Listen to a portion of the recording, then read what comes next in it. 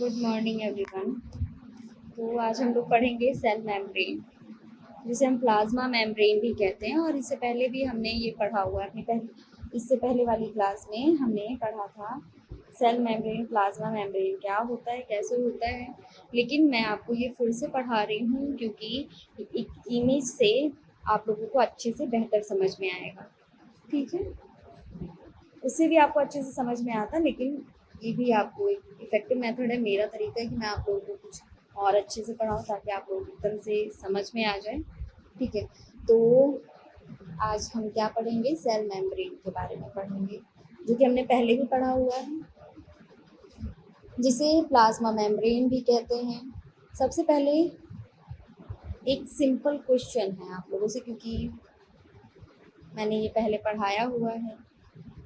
ठीक है, चलिए क्वेश्चन नहीं, मैं आपको एक्सप्लेन ही कर दे रही हूँ साथ में, क्योंकि क्वेश्चन क्या ही पूछना है।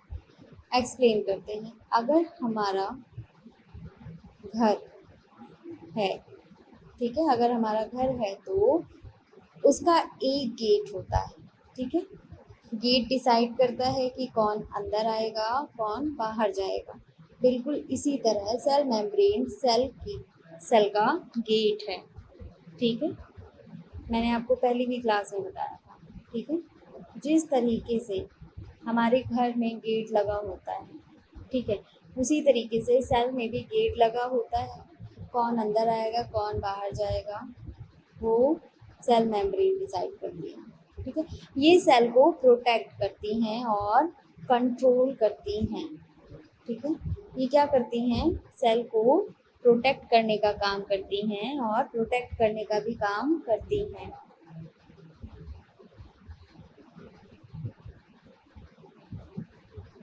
सेल को प्रोटेक्ट करती हैं और कंट्रोल करती हैं कि ऑक्सीजन, न्यूट्रिएंट्स और वाटर अंदर आए और कार्बन डाइऑक्साइड और वेस्ट प्रोडक्ट बाहर निकल जाए। इसी वजह से इसे सेलेक्टिवली परमिएबल मेम्ब्रेन भी कहा जाता है। ठीक है, अब क्या है, ये सेल्स ये क्या करती हैं, सेल मेम्ब्रेन मतलब प्लाज्मा मेम्ब्रेन क्या करती हैं, ये सेल को प्रोटेक्शन प्रोवाइड करती हैं। ठीक है, और कंट्रोल करती हैं ताकि इनमें ऑक्सीजन, न्यूट्रिएंट्स और वाटर अंदर जाए। ठीक है, और जो कार्बन डाइऑक्साइड है, ठीक है, वेस्ट प्रोडक्ट है, ये सब बाहर निकल जाए। इसी वजह से इसे सेलेक्टिवली परमिएबल मेम्ब्रेन कहा जाता है। ठीक है, इसे क्या कहा जाता है, सेलेक्टिवली परमिएबल मेम्ब्रेन भी कहा जाता है। अब आते हैं डेफिनेशन पे। ये था थोड़ा सा इंट्रोडक्शन जो मैंने आपको सेल के बारे में बताया। ठीक, डेफिनेशन में देखते हैं, the cell membrane is a thin flexible living membrane that surround the cell. It protects the cell and regulates the movement of substance into and out of the cell, also called plasma membrane. It separates the internal environment of the cell from external environment. इसमें दिया हुआ है कि cell membrane is outer protective covering, जो cell membrane है, ठीक है, ये क्या है, सेल की आउटर कवरिंग लेयर है जो सेल को प्रोटेक्ट करती है। ठीक है, कवर देती है, कवर प्रोवाइड करती है। सेपरेट द इंटरनल और इन्वायरमेंट, ये इंटरनल और एक्सटर्नल इन्वायरमेंट को सेपरेट करती है। ठीक, क्या कर रही है, ये इंटरनल और एक्सटर्नल इन्वायरमेंट को सेपरेट भी करती है and regulate the movement of substance into and out of the cell. तो जो सब्सटेंस उसके आसपास भी हैं, सेल्स में भी हैं, उनको भी रेगुलेट करने का भी काम करते हैं। ठीक है, नेक्स्ट है इम्पोर्टेंट पॉइंट्स है इसमें कुछ। ठीक है, जो दिया हुआ है, थिन, थिन कितना होता है, 7 to 10 nm थिक होता है। ये थिन कितना होता है,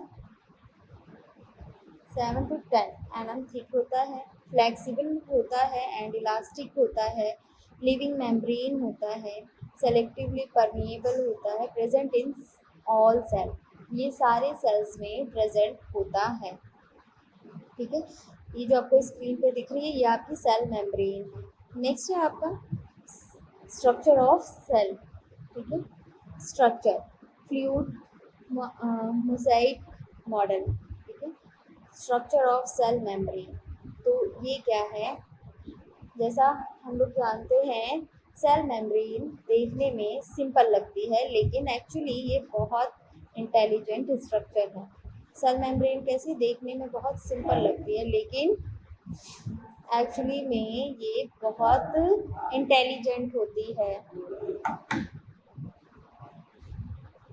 बहुत इंटेलिजेंट होती है। इसका स्ट्रक्चर फ्लूइड मोज़ाइक मॉडल जो कि के अकॉर्डिंग एक्सप्लेन किया जाता है, मोज़ाइक मॉडल के अकॉर्डिंग एक्सप्लेन किया जाता है। इसमें मेनली 4 कंपोनेंट होते हैं। इसमें मेनली कितने कंपोनेंट होते हैं? 4 कंपोनेंट होते हैं।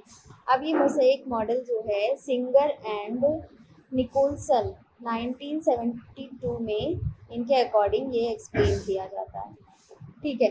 अब इसमें क्या है कि फॉस्फोलिपिड, ठीक है, देखिए लिखा हुआ है फॉस्फोलिपिड बाइलेयर।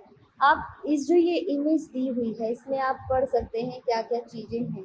देखिए फॉस्फोलिपिड बाइलेयर कौन सी है, ये जो नीचे वाले जो छोटे छोटे सर्कल्स दिख रहे हैं ये फॉस्फोलिपिड बाइलेयर है, ठीक है।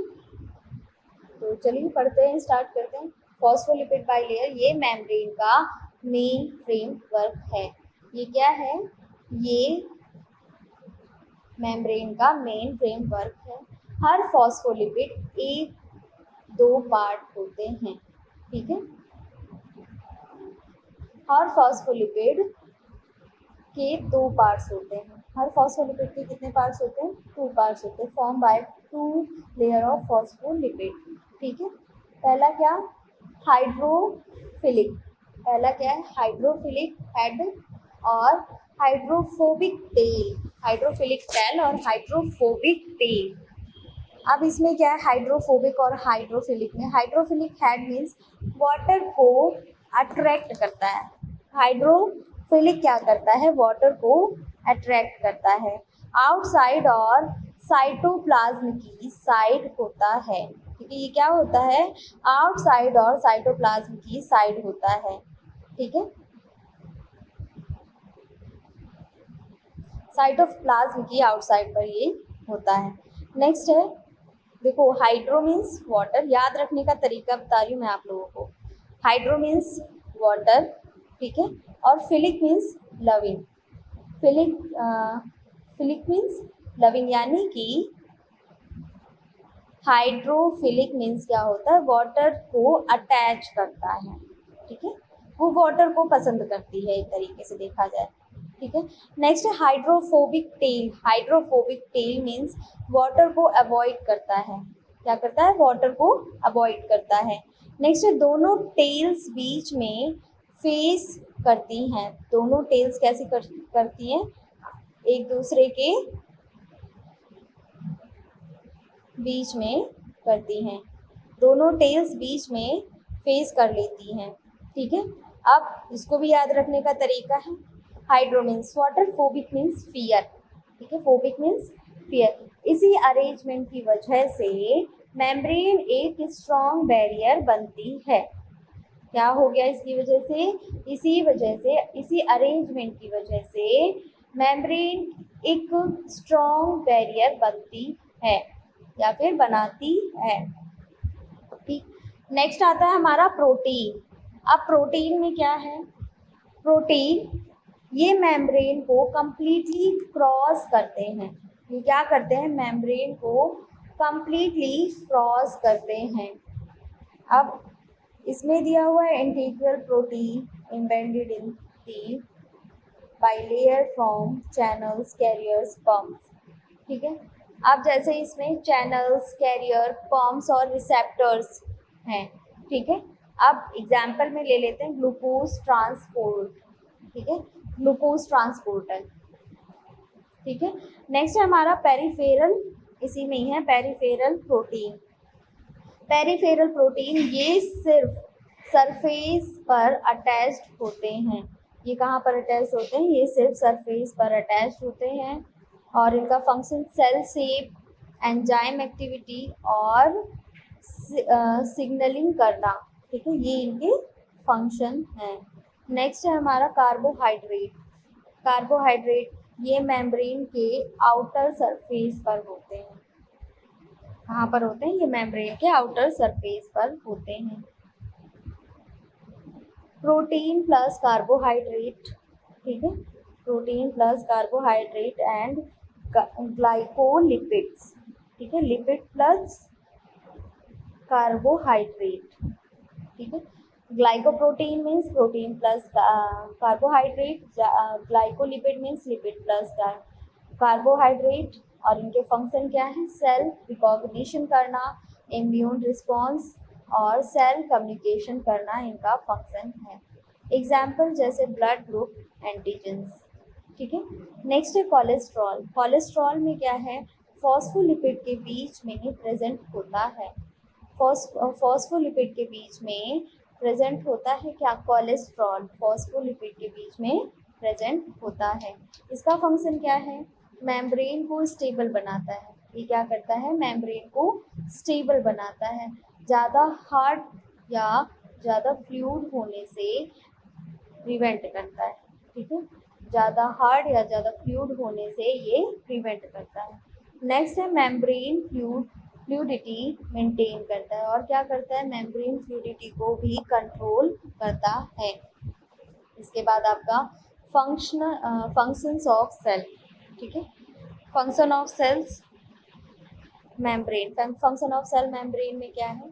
प्रोटेक्शन, ठीक है, प्रोटेक्शन पहला है प्रोटेक्शन, तो सॉरी प्रोटेक्शन नहीं है, सेलेक्टिव परमिएबिलिटी है, ठीक है। इसमें दिया हुआ सिर्फ यूजफुल सब्सटेंस को अंदर आने देती है, ठीक है। सेलेक्टिव परमिएबिलिटी क्या करती है? सिर्फ यूजफुल सब्सटेंस को ही अंदर आने की परमिशन देती है। जैसे कि ऑक्सीजन एंटर कर सकता है, न्यूट्रिएंट्स अंदर आ सकते हैं, कार्बन डाइऑक्साइड एग्जिट, इसको एंट्री नहीं मिलती, वेस्ट को भी एग्जिट एंट्री नहीं मिलती, ये सब एग्जिट हो जाते हैं, ठीक है। सिर्फ क्या ऑक्सीजन और न्यूट्रिएंट्स को एंट्री मिलती है। नेक्स्ट है हमारा प्रोटेक्शन। प्रोटेक्शन में क्या है? सेल को इंजरी, केमिकल्स और माइक्रो ऑर्गेनिज्म से प्रोटेक्ट करता है। क्या करता है? सेल को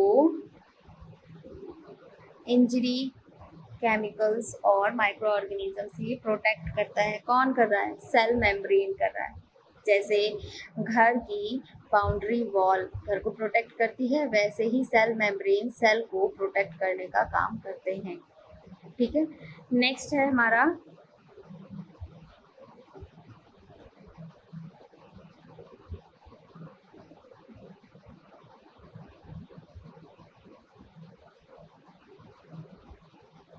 सपोर्ट। सपोर्ट में क्या दिया हुआ है? सपोर्ट में है maintain the shape and the cell and anchors the cytoskeleton. देखो ये उसका शेप मेंटेन करके रखता है, ठीक है। साइटोस्केलेटन मतलब जो सेल्स का स्ट्रक्चर है उसको मेंटेन करने का काम करता है, ठीक है। नेक्स्ट है हमारा सेल कम्युनिकेशन, ठीक है। सेल कम्युनिकेशन में क्या है? सेल मेम्ब्रेन पर रिसेप्टर होते हैं। सेल मेम्ब्रेन पे क्या होते हैं? रिसेप्टर, जो कि आपको इमेज में दिख रहा होगा, ठीक है। सेल मेम्ब्रेन में रिसेप्टर्स होते हैं। हार्मोन्स और न्यूरोट्रांसमीटर्स इन रिसेप्टर से बाइंड करते हैं। जो हार्मोन्स हैं और न्यूरोट्रांसमीटर रिसेप्टर्स हैं, न्यूरोट्रांसमीटर्स हैं, इन रिसेप्टर से क्या करते हैं? बाइंड करते हैं, जैसे इंसुलिन रिसेप्टर, ठीक है। इसके बाद है आपका सेल रिकॉग्निशन। तो सेल रिकॉग्निशन में क्या है? सेल रिकॉग्निशन में दिया हुआ है आपका बॉडी के सेल्स के एक दूसरे को आइडेंटिफाई करते हैं। सेल रिकॉग्निशन मीन्स बॉडी के जो सेल्स हैं एक दूसरे को आइडेंटिफाई करते हैं, ठीक है। जैसे ब्लड ट्रांसफ्यूज़न, ठीक है, इम्पॉर्टेंट है किसमें किस चीज़ों में इम्पॉर्टेंट है, जैसे blood transfusion, organ transplantation, immunity. ठीक है, ऐसे में ये इम्पॉर्टेंट है। ठीक है, नेक्स्ट है हमारा ट्रांसपोर्ट। ट्रांसपोर्ट में क्या है, regulate movements of nutrients, ion, water and waste product. ठीक है, ये क्या करते हैं, water, electrolyte, glucose, amino acid, waste product सब मेम्ब्रेन के थ्रू मूव करते हैं। ठीक, नेक्स्ट है आपका transport across cell membrane. Transport across cell membrane,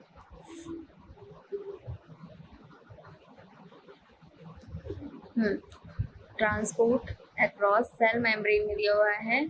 cell membrane सिर्फ प्रोटेक्शन नहीं करती बल्कि ट्रांसपोर्ट भी करती है। ठीक है, ट्रांसपोर्ट दो टाइप्स के होते हैं, पहला पैसिव, दूसरा एक्टिव। ठीक है, पैसिव में नो एटीपी रिक्वायर्ड होता है और एक्टिव में एटीपी रिक्वायर्ड होता है। ठीक है, अब जैसे इसमें दिया हुआ है पैसिव में, ठीक है, पैसिव में क्या है, इसमें एटीपी रिक्वायर्ड नहीं है, मूवमेंट हाई कंसंट्रेशन से लो कंसंट्रेशन में होता है, सिंपल डिफ्यूजन डायरेक्ट मेम्ब्रेन से पास होता है। एग्जाम्पल जैसे ऑक्सीजन, कार्बन डाइऑक्साइड।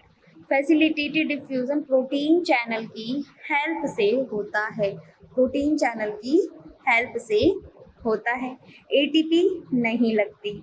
एग्जाम्पल जैसे ग्लूकोज, अमीनो एसिड्स। ठीक है, ऑस्मोसिस, देखिए ये रहा ऑस्मोसिस। पहला क्या था, सिंपल डिफ्यूजन। ठीक है, सिंपल डिफ्यूजन में क्या मैंने बताया, डायरेक्ट मेम्ब्रेन से पास होता है। अभी क्या डायरेक्ट मेम्ब्रेन से पास हो रहा है हाई टू लो कंसंट्रेशन में। ठीक है, फैसिलिटेटेड डिफ्यूजन में क्या हो रहा है, ये ग्लूकोज, अमीनो एसिड जैसे पास हो रहा है वो क्या हाई कंसंट्रेशन से लो कंसंट्रेशन में। ठीक है, और ये प्रोटीन चैनल की हेल्प से पास हो रहा है, किस चैनल से पास हो रहा है, प्रोटीन चैनल की हेल्प से पास होता है, एटीपी नहीं लगती इसमें। ठीक है, एटीपी नहीं लगती। ऑस्मोसिस में क्या होता है, वाटर मूवमेंट से, वाटर मूवमेंट डायरेक्शन लो सॉल्यूट कंसंट्रेशन से हाई सॉल्यूट कंसंट्रेशन तक। ठीक है, जैसे किडनी ट्यूब्यूल्स। ठीक है, water absorption in kidney tubules, जो वाटर एब्जॉर्प्शन है किडनी ट्यूब्यूल्स में होता है उसी तरह से इसमें भी होता है। ठीक है, नेक्स्ट है आपका एक्टिव ट्रांसपोर्टेशन। ठीक है, एक्टिव ट्रांसपोर्ट, तो एटीपी इसमें रिक्वायर्ड होता है। ठीक है, इसमें एनर्जी की ज़रूरत होती है, मूवमेंट लो कंसंट्रेशन से हाई कंसंट्रेशन इसमें चाहिए होता है। ठीक है, इसके एग्जाम्पल जैसे कि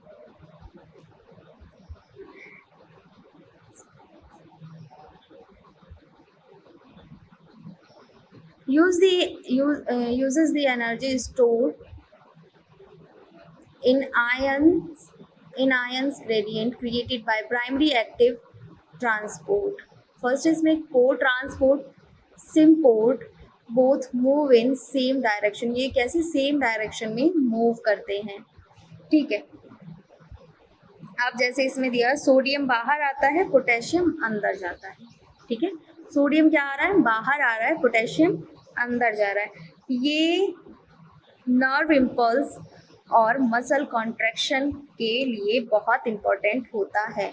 किसके लिए ज़्यादा इम्पोर्टेंट है, नर्व इम्पल्स और मसल कॉन्ट्रैक्शन के लिए भी इम्पोर्टेंट होता है। नेक्स्ट है हमारा बल्क ट्रांसपोर्ट, तो इंडोसाइटोसिस इसे बोलते हैं। ठीक है, और वेसिकुलर ट्रांसपोर्ट भी बोलते हैं। ठीक है, सॉरी इंडोसाइटोसिस नहीं बोलते, इंडोसाइटोसिस इसमें है। बल्क ट्रांसपोर्ट को वेसिकुलर ट्रांसपोर्ट बोलते हैं। ठीक है, इंडोसाइटोसिस मीन्स सेल मटेरियल्स को अंदर लेता है, सेल्स क्या कर रहा है, मटेरियल्स को अंदर ले रहा है। देखो जैसे इसमें इमेज में दे रहा है, इंडोसाइटोसिस में सेल्स क्या कर रहा है, मटेरियल को अंदर ले रहा है। ठीक है, फैगोसाइटोसिस कर रहा है सॉलिड पार्टिकल्स को। ठीक है, पिनोसाइटोसिस कर रहा है मीन्स लिक्विड ड्रॉपलेट्स को। रिसेप्टर मीडिएटेड एंडोसाइटोसिस ठीक है। और एक्सोसाइटोसिस में क्या कर रहा है, materials released out of the cell. Exocytosis में क्या होता है, जो मटेरियल्स सेल्स के अंदर है उन्हें बाहर फेंक रहा है, ठीक है, बाहर रिलीज कर देता है। जैसे एग्जाम्पल है इसके hormone reactions secretion, hormone secretion, enzyme secretion, neurotransmission release करता है, ठीक है। नेक्स्ट है इसकी क्लिनिकल इंपॉर्टेंस क्या है। क्लिनिकल इंपॉर्टेंस में इसका डायबिटीज़ मेलाइटिस में है, और सिस्टिक फाइब्रोसिस में है, ओरल डिहाइड्रेशन में है, ठीक है, और सोडियम पोटेशियम पंप डिसफंक्शन में भी है, ठीक है। तो डायबिटीज़ मेलाइटिस में इंसुलिन मेम्ब्रेन रिसेप्टर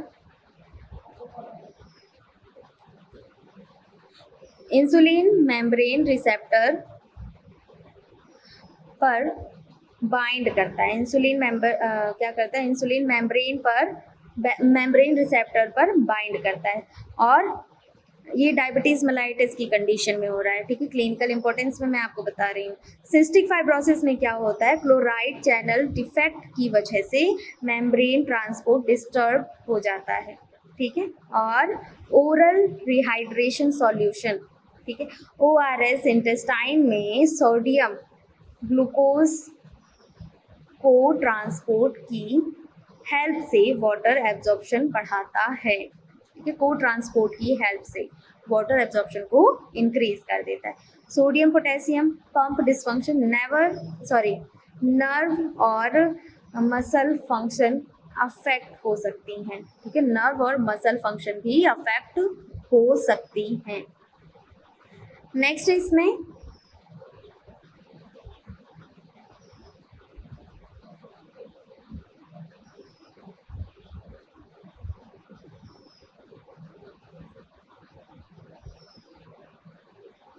हाँ, बस इतना ही था आपके ये सेल्स में, ठीक है। ये मैंने आपको एक्सप्लेन कर दिया। इसमें कुछ की पॉइंट्स दिए हुए हैं। क्या दिया हुआ है, cell membrane is a living selectively permeable barrier होता है ये, ठीक है, made up of phospholipid protein carbohydrate and cholesterol, ठीक है। Regulate transport communication recognition and protection का भी काम करता है। पैसिव ट्रांसपोर्ट करता है और एक्टिव ट्रांसपोर्ट करता है। पैसिव ट्रांसपोर्ट को एटीपी की ज़रूरत नहीं होती है और एक्टिव ट्रांसपोर्ट को एटीपी की ज़रूरत होती है। इसेंशियल फॉर मेंटेनिंग होम्योस्टेसिस होता है, मतलब ज़रूरी होता है, ठीक है। बल्क ट्रांसपोर्ट करता है, ठीक है। ये हमारा था आज सेल मेम्ब्रेन के बारे में, ठीक है। ये हमने पहले भी पढ़ा हुआ है, तो आप लोगों को समझ में आ जाना चाहिए। आई होप आप लोगों को अब कोई इसमें दिक्कत नहीं होनी चाहिए, कोई परेशानी नहीं होनी चाहिए, ठीक है। तो हम लोग वापस से अपने एक नोटिस पे आते हैं। मैं आप लोगों की नोटिस बताना चाह रही हूँ, ठीक है। इम्पॉर्टेंट नोटिस है, क्योंकि अगर आपने BAMS, BHMS, BUMS, BNYS किया है तो लीगल वे में प्राइमरी स्टेज पे एलोपैथी प्रैक्टिस अगर करना चाहते हैं तो मैं एक लीगल गवर्नमेंट कोर्स के बारे में आपको बताना चाहती हूँ, जो कि CCH है, जो कि 1 साल का कोर्स है, कंप्लीट कोर्स है, और इसकी फ़ीस है 25,000। कितनी है, 25,000 इसकी फ़ीस है। अगर आप लोग इंटरेस्टेड हैं तो आप लोग वीडियो में दिए गए नंबर पे कॉल करके बात कर सकते हैं। एक और कोर्स है जिसे टेलीमेडिसिन के नाम से जानते हैं, ठीक है। अगर आप मेडिकल स्टोर चला रहे हैं और उसे फार्मा क्लिनिक में चेंज करना चाहते हैं तो वो आपके लिए बेस्ट है टेलीमेडिसिन कोर्स। इसमें आपको बताया जाएगा कैसे आप अपने मेडिकल स्टोर को कॉरपोरेट मेडिकल स्टोर से बेहतर कर सकते हैं और एक हेल्थ केयर का इकोसिस्टम डेवलपमेंट कर सकते हैं। इसमें आप डॉक्टर से ऑडियो वीडियो कॉल पर कनेक्ट हो सकते हैं। कंप्लीट फीस इसकी है आपकी 25,000, इसकी भी 25,000 फीस है। आप अगर चाहते हैं तो इससे भी दिए गए नंबर पे कांटेक्ट कर सकते हैं, ठीक है क्लास। तो आई होप कि आप लोगों को आज की क्लास में समझ में आया होगा, ठीक है। Thank you class.